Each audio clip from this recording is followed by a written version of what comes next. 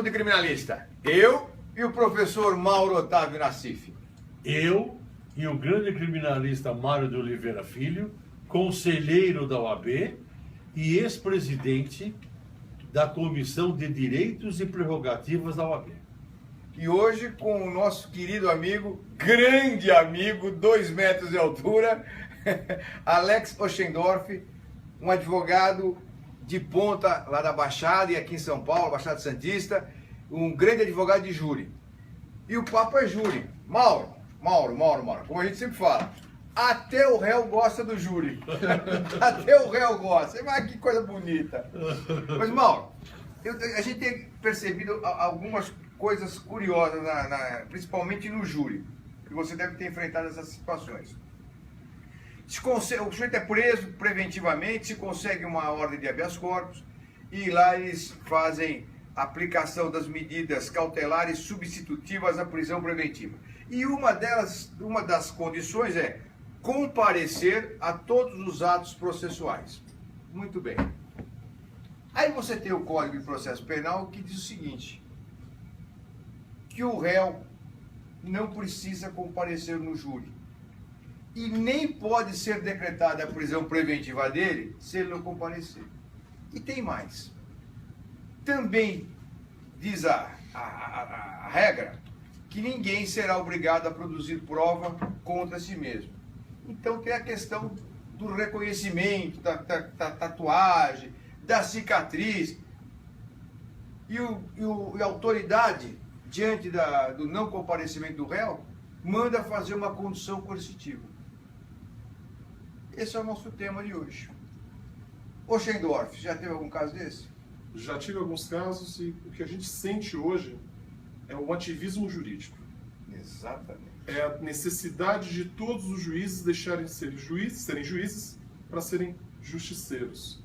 E se nós olharmos tudo isso que você colocou antes, Mário, a primeira norma que a gente tem que olhar, e o primeiro princípio, é de não produção de prova contra si mesmo, que é constitucional e hierarquicamente está acima de qualquer outro. Mas, infelizmente, o que a gente está vendo reiteradamente, recorrentemente, nos tribunais do júri, nos tribunais de justiça, nos TRFs, STJ, STF, é o ativismo jurídico. Novamente, julgando de acordo com o que é desejável pela opinião pública, isso é muito perigoso. Perigosíssimo. E o que é mais cômodo para dar satisfação para a sociedade com uma falsa sensação de justiça. É aquela tal da a voz do povo é a voz de Deus. Não é, hein? A voz do povo não é a voz de Deus. Lembra lá, entre Cristo e Barrabás, a voz do povo escolheu Barrabás. Cuidado com isso. Mauro, tem que comparecer, não tem? Não. Inclusive você teve um caso famoso de um médico, não vou falar o nome. Nome não. Mas um caso famoso seu de um médico já de idade, que não foi ao júri, não é isso? Era um caso de aborto. Né? E ele negou. Esse caso é muito emblemático. Ele negava peremptoriamente a prática do aborto e, na verdade, a prova era contra ele. E ele, então, próximo ao júri, falou, olha, eu não posso ir lá, porque era uma situação de aborto sem o consentimento da gestante, e a tese que eu queria defender era a tese da aborto com consentimento, porque daria prescrição se ele fosse condenado em razão da idade maior de 70 anos. E ele então falou, eu não posso comparecer, porque como é que eu vou fazer? A vida inteira eu neguei esse crime, agora eu vou aceitar? Simples, você não vai no júri. Quase acabou o mundo, ele tinha um monte de parentes advogados, juiz, tá louco, esse advogado tá louco. Não deu outra, fomos pro júri, o promotor fez a acusação maravilhosa, e eu levantei e falei, olha, eu quero concordar com o senhor, ele fez o aborto, o promotor quase caiu da cadeira. Só que não foi sem o consentimento, foi com o consentimento. E a prova dos autos autorizava isso, e ele foi condenado no aborto com consentimento e deu a prescrição. E o fato de não ter ido, esse seu cliente, cujo nome não vai ajudou. Então, quer dizer, a revelia contumácia é uma... Mas é uma arma. É isso que eu quero discutir com você, uma arma. E com o Alex. Consegue o habeas corpus. Dentre as medidas cautelares, obrigatoriedade de comparecer a todos os atos processuais. Ele não quer ir no reconhecimento. Não, ele pode não ir, claro que pode não ir. Tem esse direito não só no reconhecimento, como para fornecer material grafotécnico Sim, e sim. também material de voz. E se ele... Mauro, agora uma questão. E se ele fala, não vou, e não vai? Não é causa. Está sob as benesses de um habeas corpus. O juiz da causa pode, naquele momento, De jeito decretar nenhum. prisão preventiva? De forma alguma. De jeito nenhum. Porque tem o socorro constitucional. É como o direito ao silêncio, é o direito a fornecer a voz gravada para um confronto de voz, não é obrigado. O material grafotécnico, no caso da Nardoni, por exemplo, foi muito interessante esse aspecto, porque eles não foram ao reconhecimento, não foram. Tudo bem, o direito Mas estavam deles. presos, né? Aí podia falar, não vou. Não, mas poderiam ter ido. Sim, poderiam ter ido, não foram. Mas estavam presos. A questão que eu coloco é essa. Alguém está com uma ordem de habeas corpus concedida, mas com a obrigação de comparecer. Na minha opinião, não precisa ir. Eu não vou. Da mesma forma. Não precisa ir. Aliás, Da mesma forma. o advogado que apresenta réu para ser preso, Existe, num caso excepcional, mas como regra, não. Excepcionalíssimo. Agora, ele não Mário, precisa de advogado, vai lá e se interna sozinho. Claro. e O pode- júri tem nuances muito interessantes, né, Mauro? inclusive eu gostaria que você lesse essa notícia aqui. Ah, sim. O réu absolvido no júri terá liberdade imediata. É. Isto... Não volta para cadeia. Não, isso era uma postulação antiga de todo advogado criminalista. O sujeito estava preso por aquele processo único. Era absolvido, ele tinha que voltar para a cadeia. Apanhava na cadeia porque foi absolvido. As pessoas roubavam as coisas dele, os outros presos roubavam tudo, deixaram de cueca, porque sabia que iria embora. Mas sem se dar essa conotação do retorno, dos problemas do retorno, eu vejo que com importância o cumprimento da ordem de liberdade imediatamente. Claro. Porque a ordem de prisão se cumpre imediatamente. Exato. E a Claro. liberdade você tem que voltar para a prisão, já livre ali, você volta no camburão, algemado, escoltado por policiais, dá entrada no presídio, volta para a E cela. se matam ele na sala? E se mata, ótimo argumento. Não pega uma doença. Exato. Ele se fica refém de um Uma outra motim. situação, a viatura no meio do caminho, com essa série de atentados que existem, a viatura é atacada por um atentado, por alguém, Claro. e o réu está ali dentro, Claro, absolvido. absurdo. Tem que sair na hora. Esse provimento é muito interessante, inclusive eu gostaria que você pusesse no site os Vamos colocar nos criminalistas. Na criminalistas. íntegra. Vamos colocar. Mas eu tenho uma pergunta para o Alex. Por favor. Quanta honra, doutor Ele Mauro. mata, hein? Ele gosta. Está preparado? Nunca estaria preparado no seu nível, mas vamos tentar.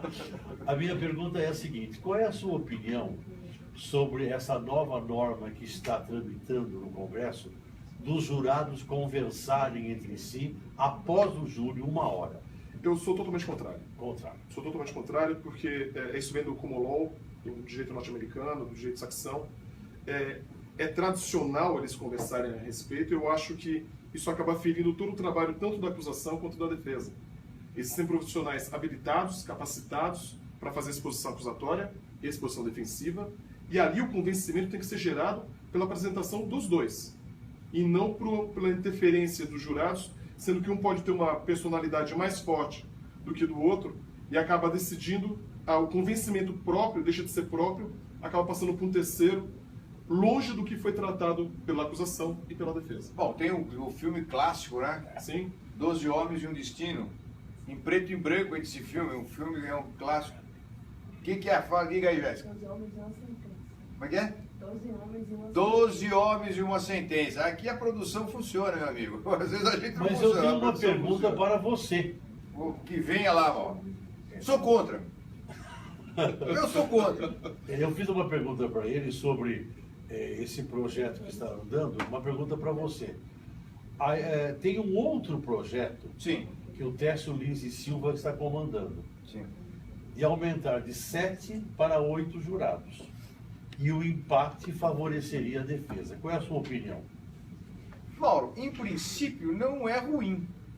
Em princípio não é ruim.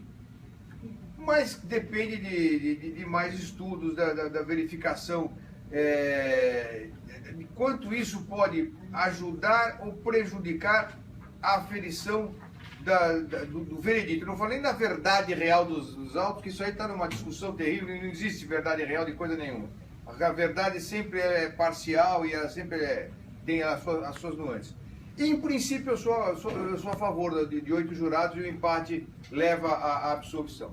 Mas, Mauro, nós estamos encerrando, eu quero a sua historinha. Não. Veja bem, Marinho, eu tenho muitas historinhas, mas eu quero falar uma coisa de júri. Vossa Excelência prossegue. Mas eu vou falar bem rapidamente. Pelo prazo regimental de 2 horas. Não, uma coisa E bem não existe mais, mas rápida, eu instituí aqui. bem rápida de júri, depois a minha historinha. Diga. A coisa de rápida é uma informação para o nosso internauta, que é a seguinte.